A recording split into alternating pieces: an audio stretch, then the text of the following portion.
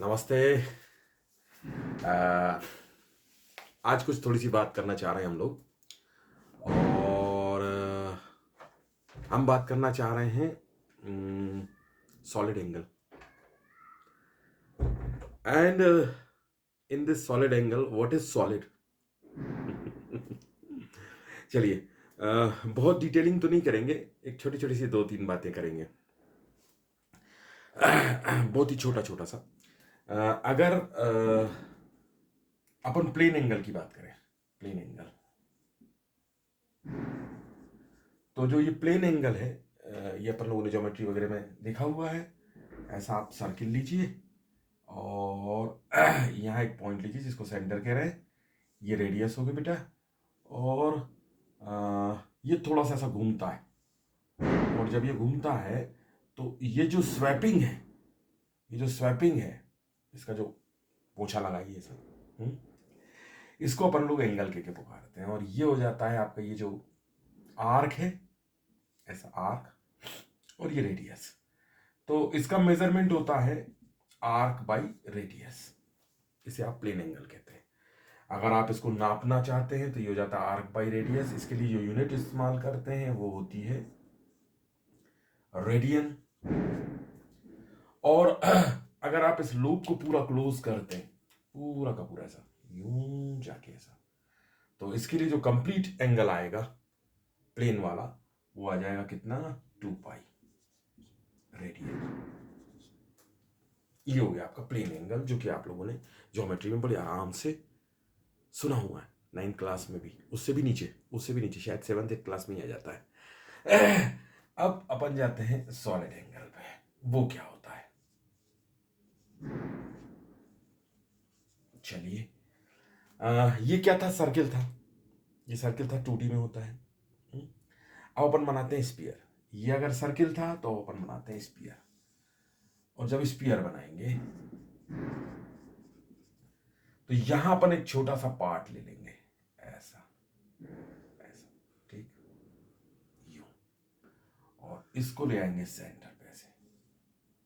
जो छोटा सा पार्ट आपने लिया है उसका एक एरिया है, जैसे मूंगफली खाने का कोन या आइसक्रीम कोन, सॉफ्टी, सॉफ्टी का कोन। तो ये 2D में है बेटा, है ना, और ये 3D में आएगा। ठीक, जब ये 3D में आएगा तो जैसे आपने एंगल डिफाइन किया था आर्क बाई रेडियस, वैसे आप सॉलिड एंगल डिफाइन करेंगे। एंगल को आपने थीटा से शो किया है, इस सॉलिड एंगल को अपन लोग शो करते हैं ओमेगा से। तो आप बताएंगे ये वाला एरिया, है ना। अगर अपन को छोटा छोटा लिखना है तो अपन लोग ले लेते हैं डेल एस, मतलब आर्क, पूरी नहीं ली है अपन ने, है ना, फॉर कंप्लीट साइकिल। तो और इसको अपन लेते हैं डेल ए, तो ये हो जाएगा डेल ए, और ये जो रेडियस है आर, है ना, उसका स्क्वायर कर दें। तो जो प्लेन एंगल डिफाइन किया जाता है वो किया जा रहा है आपका आर्क बाई रेडियस, और सॉलिड एंगल जो डिफाइन किया जा रहा है वो आपका कैसे डिफाइन किया जा रहा है, area, small area by radius square. इसकी यूनिट थी आपकी रेडियन, तो इसकी यूनिट क्या हो जाएगी, स्टेक रेडियन, स्टेक रेडियन। ये कंप्लीट लूप के लिए आ रहा था 2 पाई, फॉर कंप्लीट लूप, है ना, for one loop, complete loop. और ये for complete area, close area, और कंप्लीट क्लोज एरिया, इसकी वैल्यू क्या होने वाली है, जैसे इस पूरे स्पीयर का एरिया ले लेंगे तो कितना हो जाएगा, 4 पाई आर स्क्वायर, और divided by r square, sorry छोटा वाला आर ले रहे हैं, डिवाइडेड बाय आर स्क्वायर। तो ये कैंसिल हो जाता है, तो 4, तो क्लोज लूप के लिए कितना आ जाएगा, क्लोज सरफेस के लिए 4 पाई स्टेक रेडियन। ठीक, ये दोनों के बीच में डिफरेंस आया। अब हम चाह रहे हैं कि अच्छा, ये काम किस आता है, ये मतलब इसका करेंगे क्या, ये फ्लो बताता है, फ्लो, कुछ चीज बह रही है, हाँ? सर क्या बह रहा है? बह क्या रहा है, देखो, बह बहुत कुछ सकता है कि जैसे अगर आपने एक बल्ब लिया, यहाँ पे एक बल्ब लगाया, बल्ब चल रहा है, तो बल्ब से जब लाइट निकलेगी तो वो फ्लो करेगी, ऊपर भी, दाएं भी, नीचे, सब दूर, ऐसा पूरा, है ना। या यहाँ आपने एक चार्ज रख दिया तो उससे इलेक्ट्रिक फील्ड फ्लो करेगी, मैग्नेट रखते तो मैग्नेटिक फील्ड फ्लो करती। तो बहने वाली कोई भी चीज, अब पानी बहा देंगे यार, उसमें क्या दिक्कत है, फव्वारे जैसा, सब दूर, लेकिन सब दूर है ना, जितनी दूर तक जाएगा, ये 3D में है, तो कोई चीज फ्लो करती है। अब उस फ्लो के मेजरमेंट में इसका अपने को फायदा होता है। फायदा उठाते हैं, उससे पहले अपन इनकी रिलेशन भी बनाते हैं। अगर दोनों दोनों एक एंगल है, सॉलिड एंगल, और एक प्लेन एंगल है, तो रिश्तेदारी तो होगी यार, है ना। है तो दोनों एंगल ही, है तो दोनों एंगल ही। चलिए छोटा सा रिलेशन बनाने की कोशिश। अच्छा, रिलेशन कैसे बनाऊं यार? जाहिर बात है कि ये एक ऐसा आर्क में आएगा और ये ऐसा सॉफ्टी वाला कोन आएगा। तो इस सॉफ्टी वाले कोन को बनाते हैं भाई, उसके अंदर ये प्लेन मिल सकता है, प्लेन के अंदर सॉलिड कैसे मिलेगा? तो ये जो ऐसा है इसको से रोटेट करते हैं अपन, तो एक कोन ही बना लेते हैं, एक कोन बना लेते हैं। और पहले इन दोनों का ये तो समझ आ जाता है, मैं फिर से रिपीट कर देता हूं। प्लेन एंगल होता है आर्क बाई रेडियस, इसको मेजर करते हैं रेडियन में। पूरे क्लोज लूप के लिए, क्लोज सर्किल के लिए 2 पाई आ जाता है। सॉलिड एंगल होता है area. Now the area of spherical part, हाँ फिर से रिपीट करता हूँ, एरिया ऑफ स्पेरिकल पार्ट, है ना। स्पीयर जो है, गोला जो है, गोले का कोई हिस्सा लेना है, उसका एरिया ले लीजिए और उसको रेडियस स्क्वायर से डिवाइड कर दीजिए, तो आपको जो चीज मिली है उसे आप कह रहे हैं सॉलिड एंगल। सॉलिड एंगल को स्टेरेडियन में नापा जाता है, और पूरे क्लोज क्लोज सरफेस के लिए जो है वो आ जाने वाला है 4 पाई।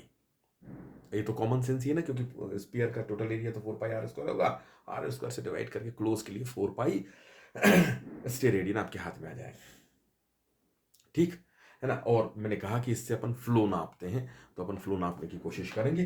पहले अपन कोशिश ये करते हैं कि इनका आपस में रिश्तेदारी बना लें, है ना, रिलेशन आएगा तो कोई फायदा हो जाएगा शायद, है ना। तो मैं एक कोण ले लेता हूं दोस्तों, एक कोण ले लिया मैंने, और कोण का सेमी वर्टेक्स एंगल, कोण का सेमी वर्टेक्स एंगल जो है वो कोई नाम दे देता हूं अल्फा, है ना। तो right now I made a कोण, एक कोण अपन बनाने जा रहे हैं, है ना, ऐसे। और यहाँ पे, ओ सॉरी, ये तो करना ही पड़ेगा मुझे चूंचना, क्योंकि मेरी राइटिंग ड्राइंग तो कुछ खास ऐसी है नहीं। और ये हो गया मामला। तो ये जो टोपी है वो स्पेरिकल बन गई, और ये जो है वो ऐसे चला जा रहा है ना। और ये जो वर्टेक्स है, इस वर्टेक्स का सेमी वर्टेक्स एंगल मैंने मान लिया, सपोज कर लीजिए अल्फा। सेमी वर्टेक्स मतलब दोनों तरफ अल्फा यार, नो प्रॉब्लम, है ना। और उसके बाद ये एरिया है, और इस रेडियस को कुछ ना कुछ नाम दे देते हैं। इस रेडियस को अपन कह देते हैं, सपोज कर लीजिए आर। अब ये जो अपन ने एक टोपी जैसी ली है, स्पीयर का एक छोटा सा पार्ट लिया है, उसका एरिया मुझे पता करना है। तो ये तो सेमी वर्टेक्स एंगल हो गया प्लेन वाला, और अगर इसकी मैं बात करूं, ये तो हो गया प्लेन, है ना, plane angle, semi vertex plane angle. और जो कंप्लीट आ रहा है ये वाला, जो कि ऐसे कोन में आएगा सॉलिड में, वो हो गया है, सपोज कर लीजिए ओमेगा। तो मुझे अल्फा और ओमेगा का रिश्ता निकालना है।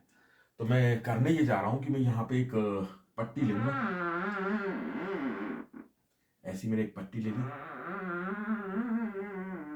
ठीक। और फिर मैं यहां से, थोड़ा डिफिकल्ट हो गया मेरी ड्राइंग, तो देखता हूं कैसी बनेगी। हाँ, यहां से मैंने ये ले लिया और ये ले लिया, और थोड़ा सा गड़बड़ घोटाला झाला हुआ है, मैं उसको थोड़ा सा साफ करने की कोशिश करता हूँ। मैंने उस पर एक छोटी सी पट्टी बना दी बेटा, दोस्तों, फ्रेंड्स, उस पर मैंने एक छोटी सी पट्टी बना दी है, और उस पट्टी की जो रेडियस है उसे मैं ए कह दे रहा हूँ। क्या कह दे रहा हूँ? स्मॉल ए। तो ये जो पट्टी है, अच्छा ये जो लेंथ है इसको मैं डी एल कहता हूँ। ये जो एंगल है अंदर की तरफ देखिएगा, ये एंगल जो है मैं इसे थीटा कह रहा हूँ, और इसे मैं डी थीटा कह रहा हूँ। और रेडियस तो आर है ही ऑब्वियसली, है ना, रेडियस तो आर है ही। इस पट्टी का एरिया निकालने की मैं कोशिश कर रहा हूं।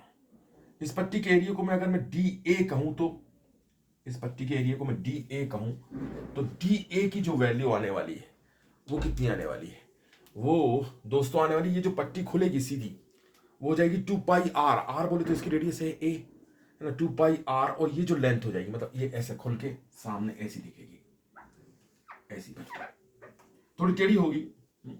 तो ये जो लेंथ आने वाली वो आने वाली 2 पाई ए, और ये जो चौड़ाई आने वाली वो आने वाली डी एल। तो डी ए की जो वैल्यू आने वाली है वो आने वाली 2 पाई ए डी एल।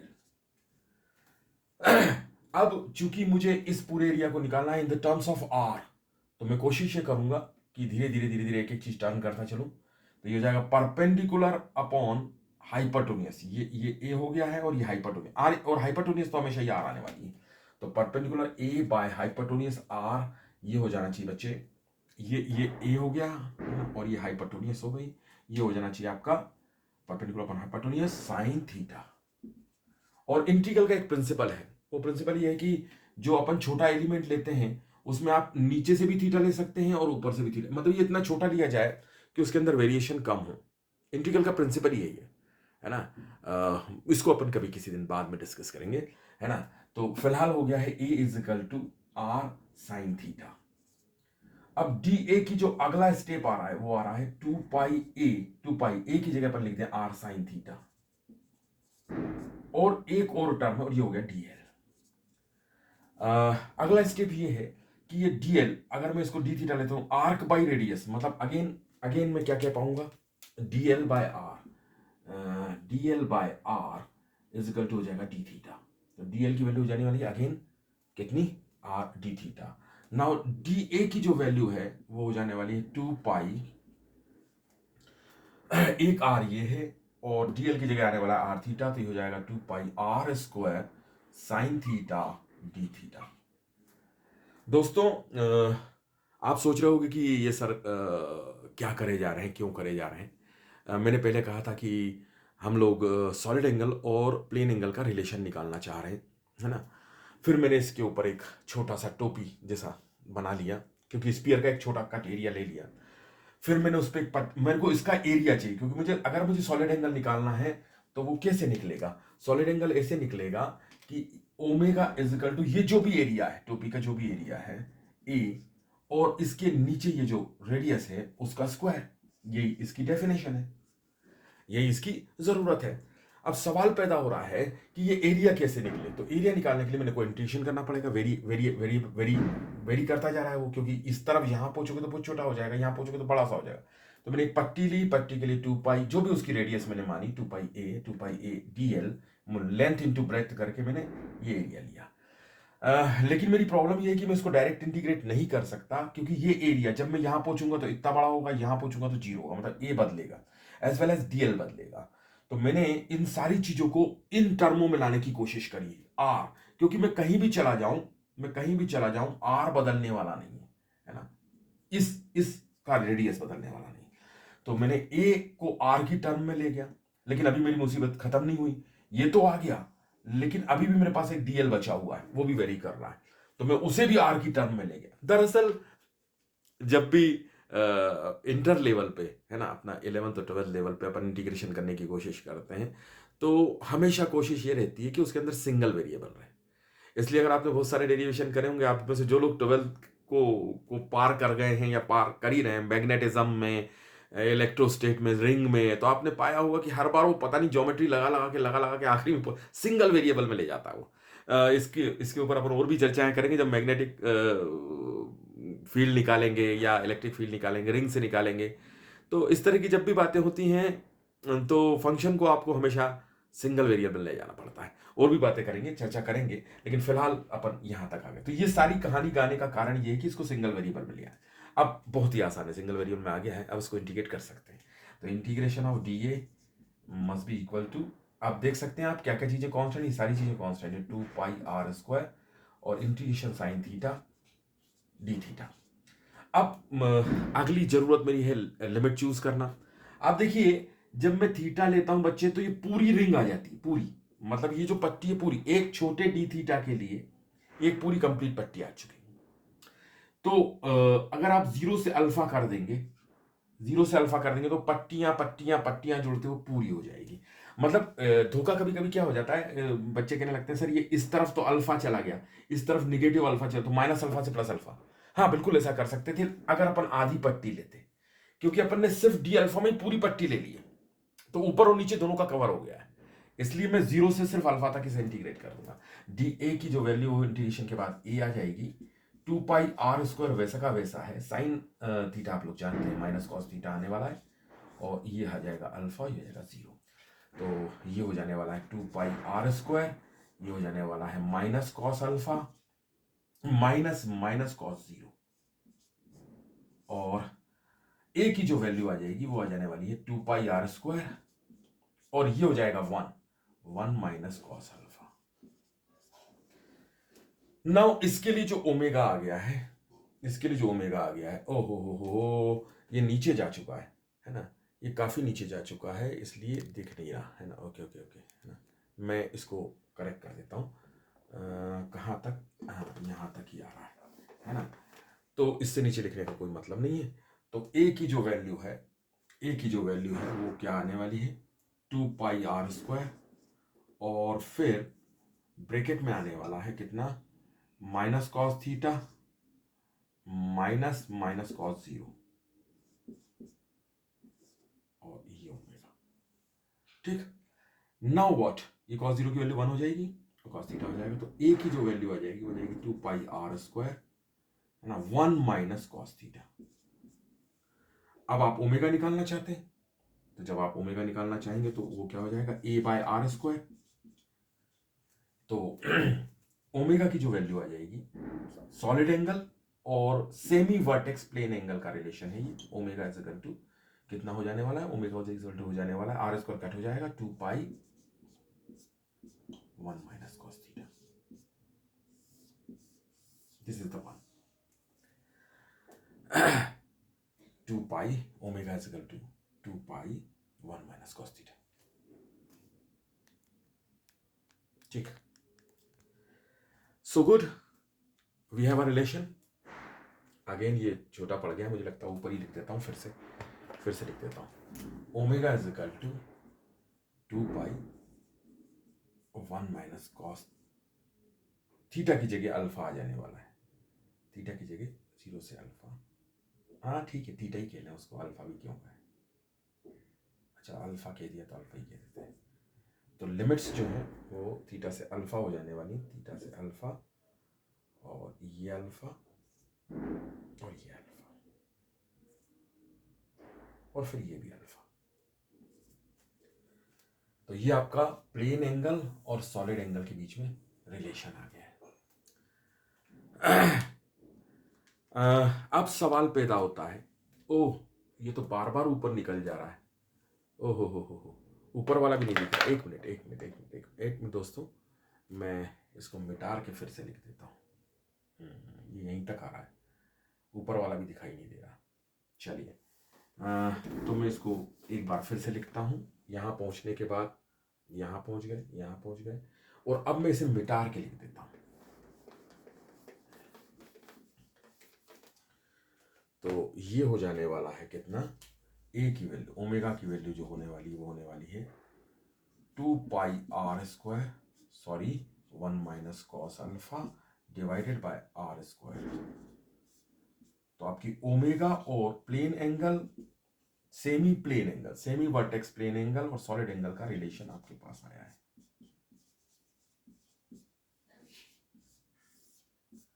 चलिए, ये जो फ्लक्स है, ये जो सॉलिड एंगल है, ये किस चीज को बताता है, ये बताता है आपके किस चीज को, ये आपके बताता है फ्लो को,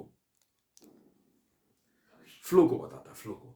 ये फ्लो किस काम आएगा, है ना। मैं 2 मिनट के लिए हटता हूं, यू कैन क्लिक, है ना।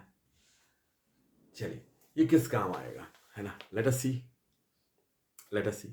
किस काम आएगा। मैं एक या दो एग्जाम्पल से इसकी कोशिशें करता हूं।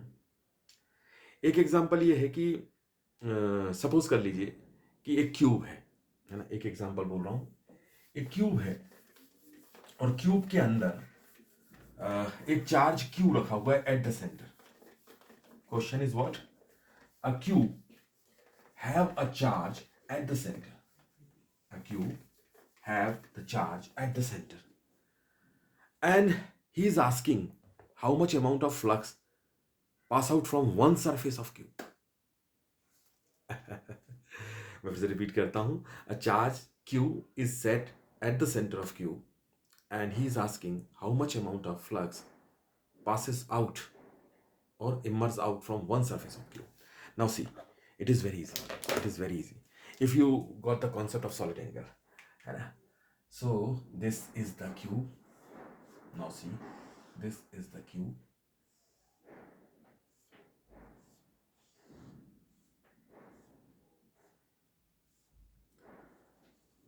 And you have the charge here at the center. What you do? अब आप क्या करेंगे? कुछ नहीं, आपको ये जानना है इसमें से कितना निकलेगा. आपको सिर्फ इतना करना है कि इसके ऊपर एक इमेजिनरी स्फीयर बना लें. इसके ऊपर एक इमेजिनरी स्फीयर बना लें जिसकी की सरफेस हर कॉर्नर को टच कर रही है. अब आप कहेंगे सर ये दो तो टच कर रहे हैं, है ना, ये दो तो टच कर रहे हैं, लेकिन बाकी के कहाँ कर रहे हैं? लो अच्छे से बनाता हूं. ये दो कॉर्नर तो टच कर रहे हैं आमने सामने वाले, लेकिन बाकी के कहाँ कर रहे हैं? तो दोस्तों ये 3D में है ऐसा, है ना. जब ये 3D में है ऐसा, तो जैसे ये क्यूब है तो ये यहाँ भी टच करेगा और यहाँ भी टच करेगा. ऐसे चारों यहाँ भी टच करेंगे, आठों यहाँ, इस तरह से. ये दिख नहीं रहा है लेकिन ये ऐसा है. तो ये वाला कॉर्नर यहाँ टच करेगा, ये वाला यहाँ, ये वाला यहाँ, यहाँ, नीचे, ऊपर. ठीक है.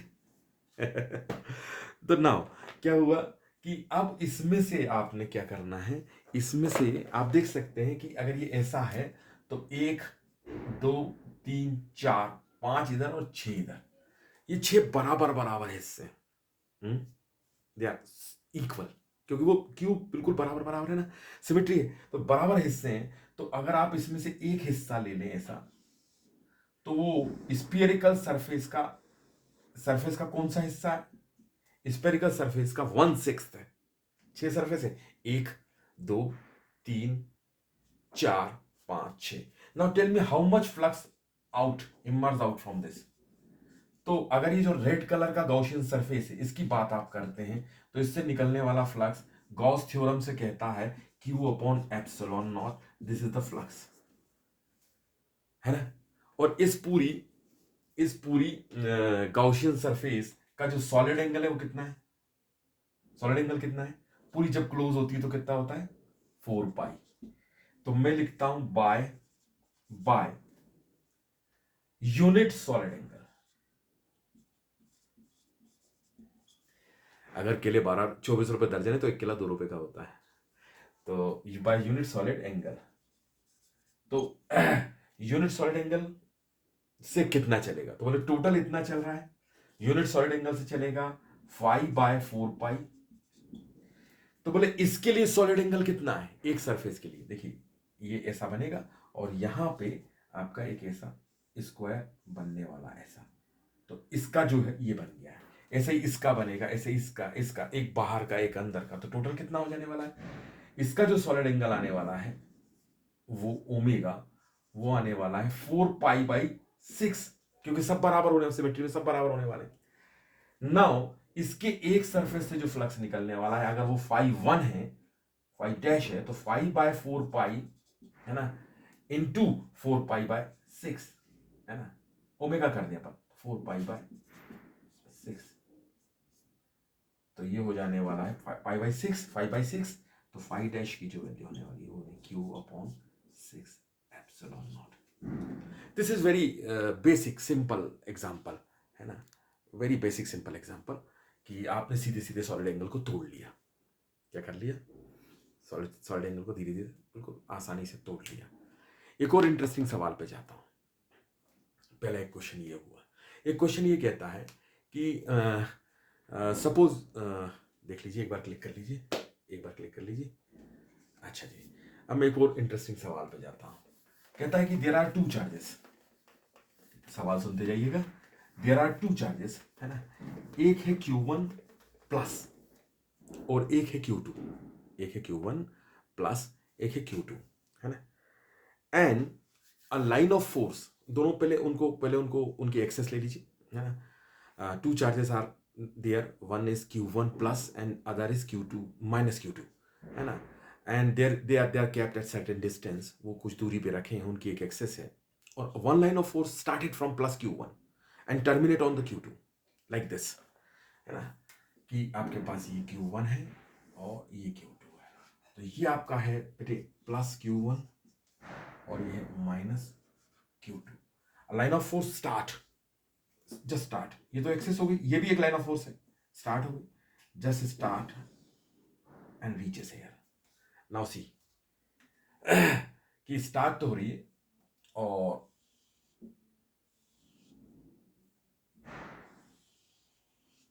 यू कैन सी इसका ये जो एंगल है ये है अल्फा और ये जो एंगल है वो है बीटा। मतलब लाइन ऑफ फोर्स एक्सिस के साथ अल्फा एंगल बना के स्टार्ट होती है और बीटा पे जाके टर्मिनेट हो जाती है क्योंकि ये नेगेटिव है। Now actually he is trying to ask you mod of Q1 by mod of Q2। वो कहता है तो अब आप ये बताइए कि अगर ये लाइन ऑफ फोर्स से जा रही है तो Q1 और Q2 के मैग्नीट्यूड का रेशियो क्या है? Now see, I just assume, look at I just assume a disk here, है ना। मैं क्या करता हूं, यहां पे एक डिस्क मान लेता हूं, ओके।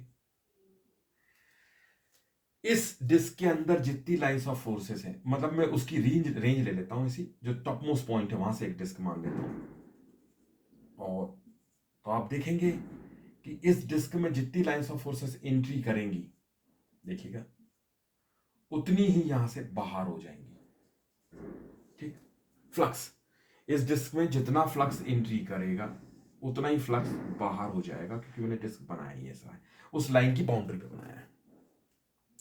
अब अगर ऐसा, ये पूछा गया है, अब अगर ऐसा है तो मुझे कहना पड़ेगा कि यहां से जो फ्लक्स चल रहा है ना, वो कितना चल रहा है, तो बोले यूनिट के लिए, for unit solid angle flux जो है वो है फाई, है, फॉर यूनिट सॉलिड एंगल मैं उसको भी देता हूं del phi, solid unit solid angle की डेल फाई है, जो कि है Q upon epsilon not 4 pi. देखिएगा यहां से टोटल जो चलेगा किसी भी गॉसियन क्लोज सरफेस के लिए वो लिख लेगा Q upon epsilon not. Total अगर क्लोज, इस सरफेस को मैं क्लोज कर दूं तो कितना निकलेगा, गॉसियन सरफेस कहती है Q अपॉन एप्सिलॉन नॉट, और पूरी क्लोज सरफेस का सॉलिड एंगल कितना है 4 पाई, तो यूनिट से कितना चलेगा Q upon epsilon 4 pi, okay, epsilon 4 pi. Now what is the flux started from this omega 1, इधर का है ओमेगा 1, तो डेल फाई की जो वैल्यू हो जाएगी वो हो जाएगी Q upon 4 pi epsilon not omega.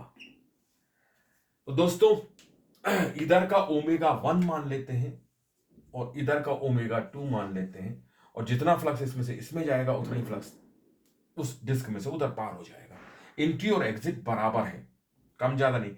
कम ज्यादा तो तभी हो सकती थी जब ये डिस्क के अंदर कोई और चार्ज भी मौजूद होता, क्योंकि फ्लक्स जितना इंटर करता है उतना ही एग्जिट करता है अगर उस क्लोज सरफेस में कोई चार्ज ना हो। नाउ सीन यहां से चले साहब, आपने फ्लक्स इधर से इधर भेजा तो फ्लक्स तो सेम ही है, तो मैं यहां कहता हूं mod of Q1 omega 1 divided by 4 pi epsilon not, और इधर आ जाइए तो आप कहेंगे mod of Q2 omega 2 divided by 4 pi epsilon not. ये दोनों कैंसिल।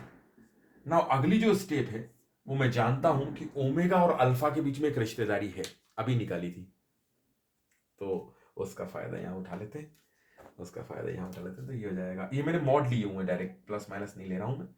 Q1 ओमेगा 1 की जगह क्या पाऊंगा 2 पाई 1 माइनस कॉस, देखिएगा ये अल्फा है, सेमी वर्टेक्स एंगल, और Q2 2 pi 1 minus cos beta. Semi vertex angle. इसको नमस्ते कर लीजिए। Q1 बाय Q2 की जो वैल्यू आ जाने वाली है मॉड के केस में, वो आ जाने वाली 1 minus cos beta by 1 minus cos alpha. This is another interesting question that is associated with this very concept, जिसमें आपने कहा गया था कि अरे यार ये थोड़ा कैमरे की रेंज थोड़ी सी ये ऐसी कुछ कहानियां हैं। चलिए एक और करता हूं मैं, एक और। How much flux passes from that.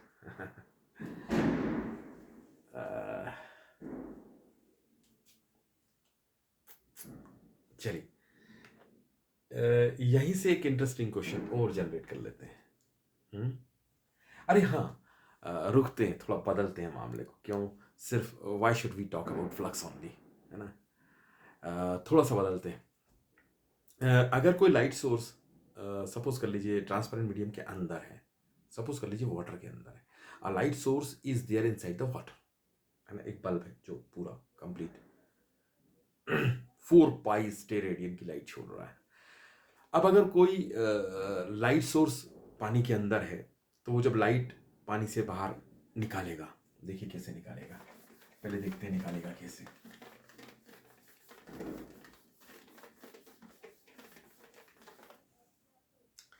First we are trying to find out कि वो निकालेगा कैसे।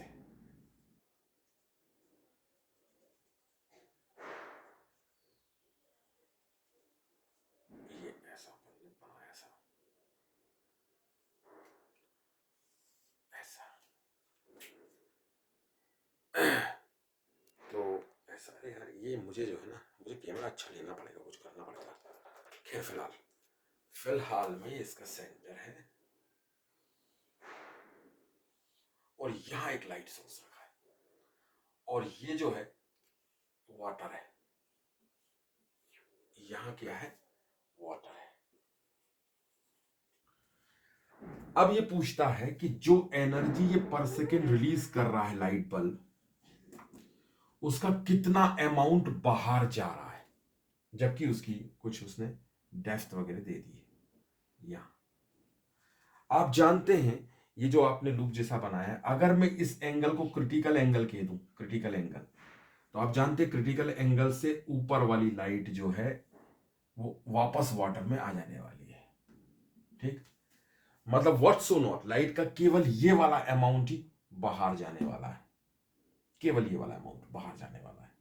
तो आपसे ये पूछा जा रहा है कि ये लाइट ने ये सोर्स में जितनी लाइट प्रोड्यूस करी है वो, और जो बाहर जा रहा है उसका क्या रेशियो है। मतलब बाहर जाने वाली लाइट के अमाउंट को हमने मान लिया है, सपोज कर लीजिए E1 या ई आउट, और ये जो प्रोड्यूस कर रहा है, हाँ नीचे लिखना पड़ेगा ई आउट, है ना?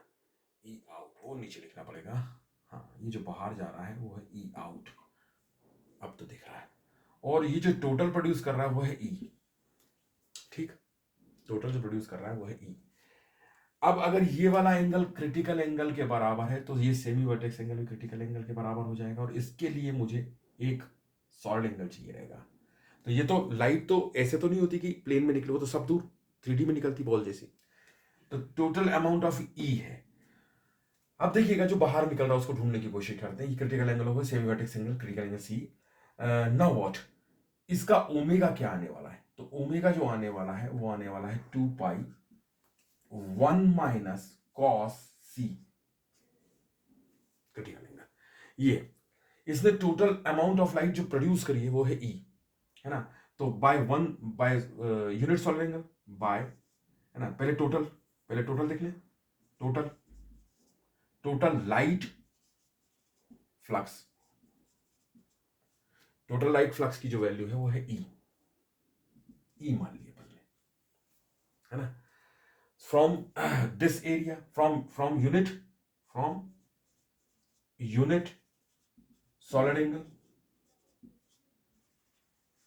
यूनिट सॉलिड एंगल से कितनी आएगी? ई बाय 4 पाई, क्योंकि क्लोज का सॉलिड एंगल तो 4 पाई आने वाला है।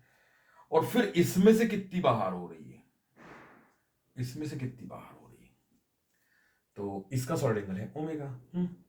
ई आउट होने वाला है ई बाय 4 पाई और ओमेगा। अब आपसे यही पूछा जा रहा है प्रोड्यूस और आउट का रेशियो क्या है, तो आउट बाय जो प्रोड्यूस कर रही है वो होना चाहिए omega by 4 pi.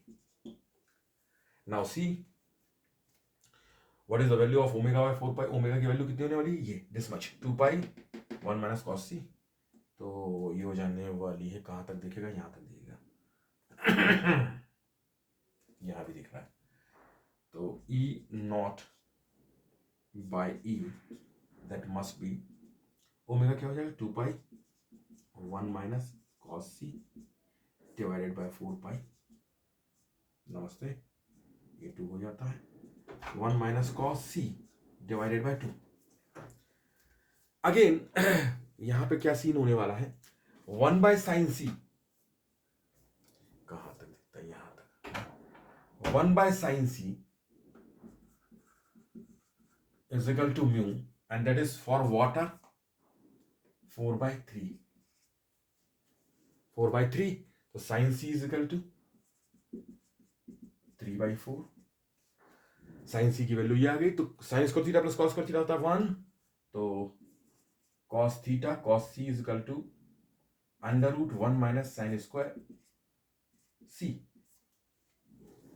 So what is cos C, cos C की वैल्यू क्या आने वाली है, यहां पे लिख लीजिए, डू 1 माइनस स्क्वायर कीजिए 9/16, साइन सी की वैल्यू 3/4, 9/16, 16 को इस तरफ कर दीजिए, 16 में से 9 गया